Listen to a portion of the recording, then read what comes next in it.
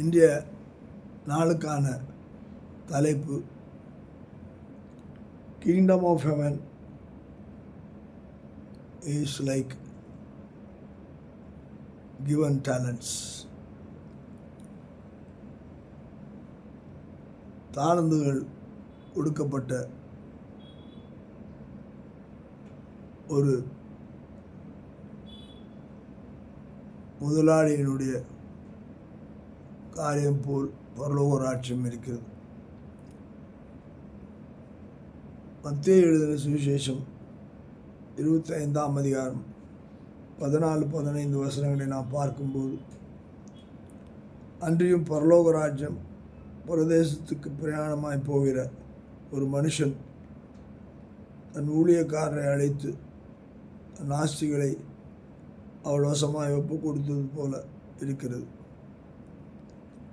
அவனுடைய திறமைக்கு தக்கதாக ஒருவனிடத்தில் 5 தாளந்தும், ஒருவனிடத்தில் 2 தாளந்தும், ஒருவனிடத்தில் 1 தாளந்துமாக கொடுத்து உடனே பிரயாணப்பட்டு போனான். ஆண்டவர் அனைவருக்கும் சமமானவராயிருக்கிறார். அவனுடைய பலன், பலவீனம், தாங்கக்கூடிய சக்தி எவ்வளவு முடியும், எவ்வளவு முடியாது என்பதையெல்லாம் ஆண்டவர் நன்கு அறிந்திருக்கிறார்.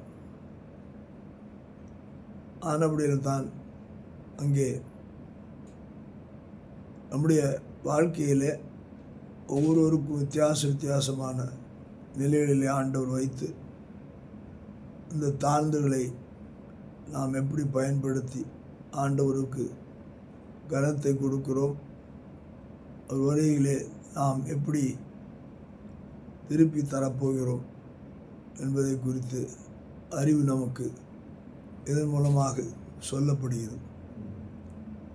தாழ்ந்துகளை பயன்படுத்துதல் அது கர்த்தரை மகிமைப்படுத்துதல். நாம் எவ்வளவு கொடுக்கப்படுகிறோமோ அவ்வளவு கேட்கப்படுகிறோம். நாம் தாழ்ந்துகளை ஒழுங்காய் பயன்படுத்தும் போது அதுக்குரிய பலனை பரலோக ராஜ்யத்தில் நாம் பெறுவோம். ஒழுங்காய் தாழ்ந்துகளை, நேரங்களை, காலங்களை பயன்படுத்துவோம். கர்த்தர் நம்மை ஆசீர்வதிப்பாராக. ஆமென். ஆமென்.